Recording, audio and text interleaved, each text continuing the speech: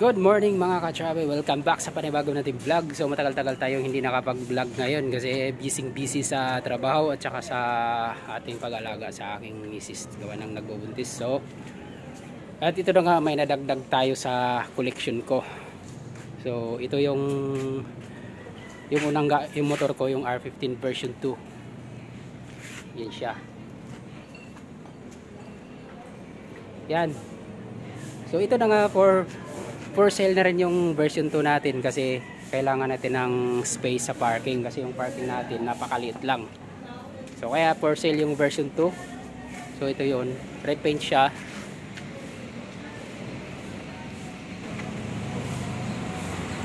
Yan.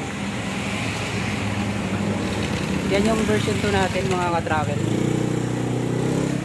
So yan.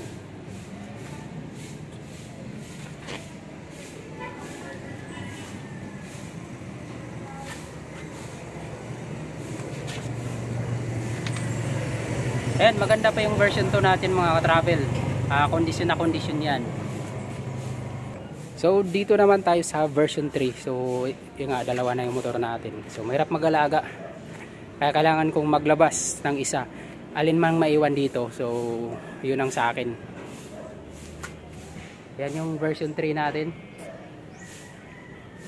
Yan. So pino-for sale ko na rin yan. Kung alin nga ang unang mabenta, yun ang maiwan, yun yung sa akin. So ito yun, maganda pa ito mga travel. All stock version 3. Yan.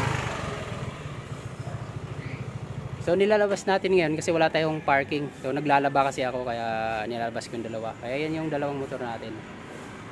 Yan.